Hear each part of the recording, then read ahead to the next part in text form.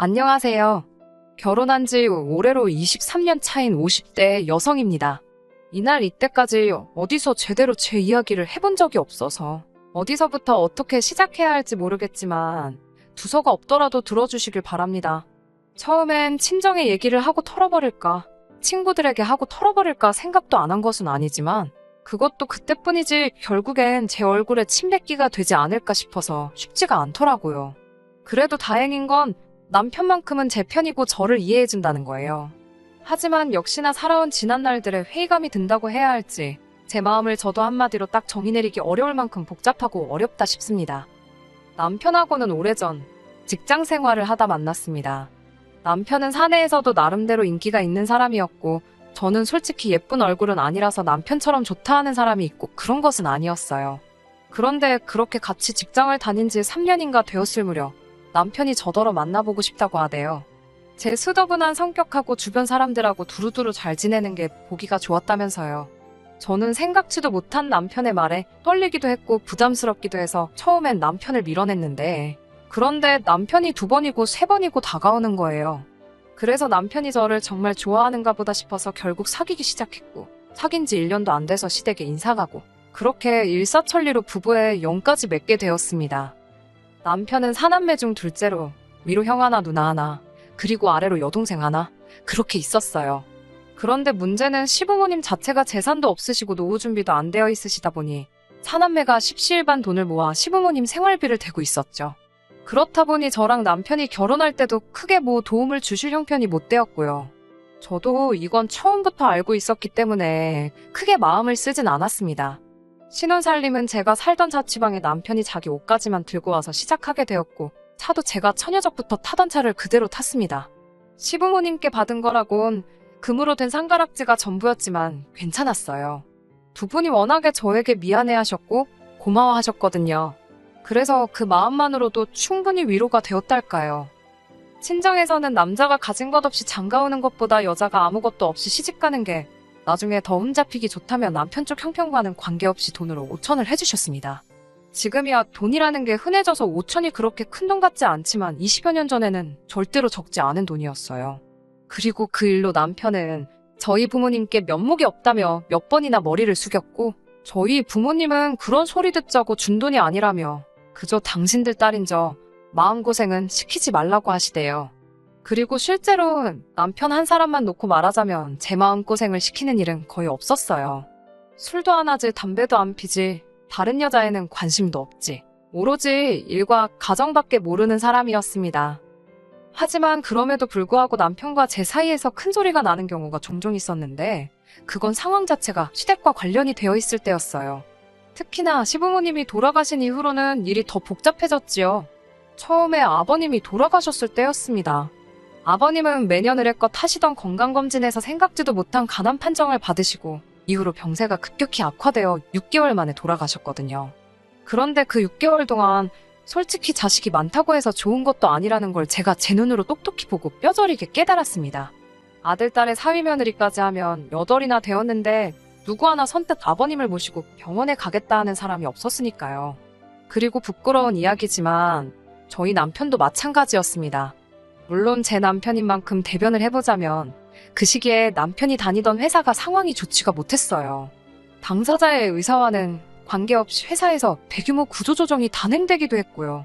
저는 진작에 애들 육아로 인해 회사를 관두고 전업주부를 하고 있던 상황이었으니 한마디로 저희 애들까지 해서 3사람이 남편 하나만 바라보고 있던 상황이었지요. 그래서 남편은 휴가니 뭐니 그런 것들로 괜히 눈에 띄고 싶지 않다고 했고 그리고 저는 남편이 벌어다주는 돈으로 생활을 꾸리는 사람으로서 그런 남편에게 자식이 돼서는 어떻게 그럴 수 있니 엄니를 따지며 한마디로 자식된 도리를 하라는 그런 잣대를 들이댈 입장이 못 되었달까요. 그리고 사정이 그렇다 보니 남편의 형, 그러니까 아주버님네도 이해가 안 가는 것은 아니었습니다. 일단 아주버님네 경우 형님이 애를 데리고 해외에서 지내고 있었고 아주버님은 기러기 아빠였는데 기러기 아빠한테 솔직히 뭘 제가 기대했겠어요? 그렇다고 하나 있는 아들 공부 좀 시켜보겠다고 나간 형님더러 제가 뭐라고 들어와라 마라 할 상황도 못 되었고요. 그리고 그런 의미로 시동생에게도 기대치가 없었습니다. 시동생도 저희 남편처럼 외벌이에 직장 생활을 하고 있었으니 본인은 바빠서 못한대지 그러면 시동생 대신 동서라도 좀 도와주면 겠는데 동서는 뭐 가타부타 말이었고 그리고 동서한테 뭐라고 해도 시동생이 해야 하는 거지 제가 나설 자리는 아니잖아요. 그래서 뭐 말을 못했죠. 그리고 솔직히 신우는 남편보다 2살이 많았는데 당시 저희 첫째랑 비슷한 나이대에 아들을 키우고 있었어요. 그리고 하는 말이 애는 엄마가 키워야 하지 않겠냐면서 자기는 애를 키워야 돼서 병간호는 못한다고 하는 거예요. 솔직히 그 이야기를 들었을 땐 한마디로 황당 그 자체였습니다. 제 손으로 자식 키우는 거야 당연한 거고 틀린 말은 아니었지만 아무리 그래도 그렇다고 부모를 나몰라라 하나 싶은 게 참으로 황당했달까요? 하지만 제가 신우랑 뭐 시시비비를 따질 것도 아니고 해서 그래. 그냥 내가 한다. 내가 하자. 그렇게 됐던 겁니다. 제가 유별나게 착해서도 아니고 희생정신이 강해서도 아니었네요. 말 그대로 아버님이 그래도 저를 애틋해 하셨고 저희 애들도 예뻐해 주셨고 그리고 그걸 떠나서라도 인간 대 인간으로 자식들이 나몰라라 하는 상황을 아시게 될까봐 그게 마음이 쓰였거든요. 그래서 그냥 제 스스로 후회남지 않을 만큼만 하자는 생각으로 아버님을 챙겨드렸습니다. 하지만 제 정성이 부족했던 건지 결국 반년 만에 돌아가시대요. 그런데 아버님 돌아가신 이후에도 남편을 제외하고는 저한테 말이라도 고생했다 수고했다 하는 사람이 없었습니다. 그저 그 와중에 자기 앞으로 뭐 콩고물이라도 떨어질까 그 생각만 하는 눈치들이었어요. 뿐만 아니라 정작 어머님이 제사 이야기를 꺼내자 또 다시 약속이라도 한 듯이 조용해지는 걸 보고 있자니 정말 질리대요. 그래서 제가 하겠다 했습니다. 그거 뭐 매달 지내는 것도 아니고 1년에 몇 번이나 되나 싶어서 덕 쌓는다 생각하고 제가 하겠다 했어요. 다시 한번 말하지만 제가 유별나게 착해서도 아니고 저도 나름대로 바라는 게 있어서 한 거예요. 아버님이 어디선가 저희 가족을 지켜주시겠지 하는 뭐 그런 걸 바랬달까요. 그리고 그렇게 흐른 세월이 자그만치 10년이 훌쩍 넘었습니다. 그 긴 세월 동안 저희 가족뿐만 아니라 제 친정에도 그리고 시댁 식구들에게도 이런저런 크고 작은 일들이 있었죠. 그런데 이렇게 표현하자면 좀 그렇지만 친정은 나날이 사정이 나아진 반면 시댁은 그렇지가 못했어요. 일단 친정의 경우 친정어머니가 언젠가 재개발 승인만 나면 대박이 날 거라며 꼭 쥐고 계시던 아파트가 있었는데 그게 정말 재개발 승인이 나면서 순식간에 집값이 2배도 넘게 올랐거든요. 그리고 그런 과정에서 여윳돈이 생기신 친정어머니가 애들 대학학비에 보태라고 목돈을 저에게 쥐어주셨지요. 뿐만 아니라 저희를 데리고 유럽이며 어디며 해외여행도 가주셨네요. 솔직히 저희도 먹고 살기가 아주 빠듯한 것은 아니었지만 그렇다고 여유가 있는 편도 아니다 보니 남들 다 가는 해외여행도 2번인가 밖에 가본 적이 없었는데 친정어머니 덕에 애들도 세상 구경하고 저희 부부도 좋은 추억도 만들고 그리고 말씀하시길 친정부모님 2분 다 돌아가시면 이 재산은 다 제 것이지 않냐며 저더러 너무 아둥바둥 살지 말라고 하시는 거예요. 저 정말 맹세컨대 그 재산이 제 것이라 생각한 적 없습니다만 그래도 그 말씀이 힘이 되는 건 사실이었어요. 그런데 반면에 시댁은 아버님이 돌아가신 이후로 어쨌든 사남매의 사이가 그렇게 좋지는 않았던 게 사실이에요. 일단은 앞서 말씀드린 대로 재산 문제로 서로 할 말 못할 말이 오고 가버렸으니까요. 그러다 몇 년 후에는 어머님이 교통사고를 당하셨는데 그때도 누구 하나 나서는 사람이 없었습니다. 심지어 그때는 아버님 때와는 달리 손자 손녀들도 제법 어른티를 내던 때였는데 말이죠. 그래서 결국 또 제가 하게 되었습니다. 그리고 이때도 그냥 어머님이 저희 애들을 많이 예뻐해 주셨으니 받은 사랑 돌려드린다는 심정으로 병간호를 도맡은 거지 별다른 뜻이 있어서도 아니고 그렇다고 제가 착해 빠져서 그런 것도 아니었어요. 물론 이유가 어쨌건 간에 남편은 무척이나 고마워했지만요. 그리고 지금도 아버님이고 어머님이고 2분 수발 들고 한 거에 대해서는 이만큼의 후회도 없습니다. 사람이 어떻게 늘 손익을 따지며 살 수 있겠어요? 가끔은 그저 마음이 시키는 대로 따라갈 수도 있는 거죠. 하지만 어머님 또한 사고의 정도가 심했던 탓에 결국 다시 일어나지 못하시고 한 달 만에 세상을 떠나셨습니다.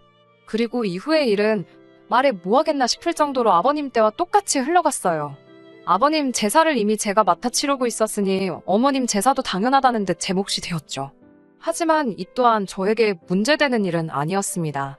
그리고 솔직히 제가 아버님 제사를 치른 덕이라고 말하기도 그렇지만 그래도 그게 저는 나름대로 덕을 쌓은 거라 생각했거든요. 그래서인지 저희 애들이 어디 하나 아픈 데 없이 건강하게 자라서는 대학도 좋은 대학을 갔어요. 특히 첫째는 졸업도 하기 전에 변리사 자격증을 따면서 나름대로 탄탄대로를 걷게 되었고요. 둘째도 의대에 입학하면서 저나 남편에게 큰 자랑거리가 돼주었습니다. 그리고 이 모든 게 남편은 제가 평소에 마음을 굳게 써서 아이들이 복을 받은 거 아니겠냐고 말해주대요. 사실 아이들의 노력이 없었으면 불가능했을 일이지만 그래도 가장 가까운 사람이 그 공을 제 몫으로 돌려주니 기분이 싫지만은 않았어요. 그런데 이게 욕먹을 일이 될 줄은 몰랐습니다. 얼마 전에 있었던 일이었어요. 어머님이 돌아가시기 전에 저에게 따로 금부치 몇 개를 남기신 게 있었는데 그때 저더러 다 가지라 하셨거든요. 솔직히 재산적 가치로 치면 돈 1,000만 원이 적다는 건 아니지만 그 정도나 될까 모르겠어요. 하지만 배 아파 낳은 자식들보다 며느리인 제가 헐렸다면서 고맙다고 주신 귀한 선물이었습니다. 그런데 제가 솔직히 그걸 차고 다닐 것도 아니고 해서 서랍 한쪽에 보관해뒀었거든요. 그런데 엊그제 서랍 정리를 하다가 문득 그 상자가 눈에 띄어서 이런저런 생각을 하다 보니 마음이 영 편치가 않대요. 다른 사람은 몰라도 신우는 딸이기도 하니까 어머님이 얼마나 그리울까 싶어가지고요. 원래 모자 사이도 특별하지만 모녀간엔 말로 설명할 수 없는 뭔가가 있잖아요. 그래서 신우에게 시간 날 때 우리 집에 한번 오라고 했어요. 줄 게 있어서 그렇다고요. 그리고 그렇게 신우가 저희 집에 왔는데 어째 집에 들어올 때부터 표정이 영 좋지가 않대요. 그래서 왜 그러나 하고 생각을 해보니까 저희가 얼마 전에 좀 큰 평수로 이사를 했거든요. 그리고 집들이는 따로 하지 않았다 보니 신우가 이사한 저희 집엔 처음 와본 상황이었고요. 신우는 이리저리 눈을 굴리며 저희 집을 둘러보더니 잘해놓고 사네 하면서 콧방귀를 뀌었습니다. 그리고 그런 신우의 반응을 보고 있으니 난감하기도 했고 민망하기도 했고 그래서 그냥 멋쩍은 듯 웃어 보였어요. 그리고 이윽고 남편과 저 그리고 신우네외가 자리에 둘러앉아 이런저런 이야기를 나누게 되었습니다. 저는 어머님이 남기신 것들에 대해서 언제쯤 얘기를 꺼내야 하나 싶어서 기회만 엿보고 있었고요. 혹시나 이상하게 오해를 하진 않을까 싶어서 말을 꺼내기가 조심스러웠으니까요. 그런데 그때 신우가 먼저 저한테 자기가 할 말이 있답니다. 그래서 해보라니까 자기 아들 소식은 들었냐는 거예요. 사실 시조카가 그래도 어떻게 고등학교까지는 마쳤다는 이야기를 들었습니다. 그런데 이후로 대학도 안 가고 그렇다고 자기가 뭘 배우려고 하는 그런 의지도 없고 그러다가 어디 술집에서 만난 여자를 임신을 시켰다는 이야기를 들었어요. 그런데 그 여자가 애 낳고 얼마 되지 않아 도망을 갔다나 바람이 났다나 원래는 애 낳고 좀 살다가 식을 올리네 어쩌네 했었는데 말이에요. 아무튼 그래서 결국 시조카가 애를 키우기로 했고 그래서 신우네 집에 들어가 산다는 이야기까진 어찌저찌 듣긴 했었죠. 근데 뭐 솔직히 좋은 이야기도 아니고 해서 아는 체를 하기도 그렇고 정말이니 어떻게 된 거냐 물어보기도 그래서 가만히 있었거든요. 그런데 저더러 다 알지 않냐면서 자기가 생각해보니까 그게 다 저 때문이랍니다. 솔직히 정말 꿈에서도 생각해본 적 없는 말이라서 너무 황당했어요. 그래서 그게 무슨 말이냐고 따졌죠. 그랬더니 저희 첫째나 자기네 애나 고만고만한 나이인데 저희 애들 챙길 때 자기 애는 생각 안 나더냐는 거예요. 황당했죠. 아니 잊고 산 건 아니지만 그렇다고 제가 뭐 한다고 매일같이 시조카 생각을 했겠어요. 그리고 제가 순간 말문이 막혀서 제대로 말을 잇지 못하니 신우는 이때다 싶었나 봅니다. 저희 친정이 먹고 살만한 것도 알고 있었고 그래서 맞벌이도 아닌데도 돈 걱정 없이 살지 않았냐며 참으로 매정하다며 남편하고 저더러니들은 삼촌도 아니고 숙모도 아니라며 그 못돼 처먹은 신부가 저희 애들 앞길 망칠 거라는 거예요. 아니 다들 나몰라라 하는 시부모님 병수발에 제사까지 군말 않고 챙겼으면 말이라도 고맙다는 소리는 못할 망정 헛소리는 하지 말아야 하는 거 아닌가요? 결국 남편이 먼저 신우더러 말 같지도 않은 소리를 한다고 소리를 질렀습니다. 저도 신우더러 그딴 소리나 할 거면 내 집에서 나가라고 했고요. 그러자 신우랑 시매부도 저희더러 그렇게 살지 말라면서 삿대질을 하는데 원래 남이 자식한테 악담하는 거 아니라지만 부모가 저 지경이니 아들이 그따위로 걷지 싶은 거예요. 그래서 이럴 시간에 가서 네 자식 단속이나 잘하라고 했습니다. 뭘 보고 컸는지 알만하다고요. 그랬더니 신우가 자기 쓰러질 것 같다며 아주 혼절하는 신용을 내는데 가짜나서 원. 그리고 이웃에서 신고를 한 건지 얼마 후에 경찰이 왔습니다. 제가 전후 상황 설명을 하니까 일단은 어쨌든 제 집이니 신우랑 시매부더러 나가야 된다며 끌고 나가대요. 그리고는 뭐 그렇게 그쪽이랑은 완전히 끝장을 본 거죠. 솔직히 지금도 이렇게 쓰면서 어이가 없어요.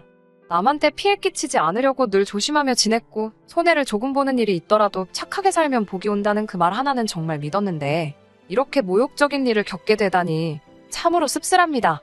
남편은 그날 이후로 저에게 미안해서 고개를 못 들겠다며 속상해하는데 그런 주눅든 남편의 모습도 참으로 보기가 괴로워요. 제가 정말 시조카 앞날을 망친 걸까요? 아니 살다 자기 자식 잘못됐다고 외삼촌 외숙모를 탓하는 사람들은 처음 봅니다. 전에는 망나니 같은 시조카 때문에 신우가 고생이다 싶었는데 이제는 저런 부모 밑에서 자라서 망나니가 됐구나 싶어서 시조카가 불쌍하네요. 끝까지 들어주셔서 감사합니다. 오늘의 사연은 여기까지입니다. 구독과 좋아요, 알람 설정 부탁드리고 더 좋은 사연으로 다시 찾아뵙겠습니다. 감사합니다.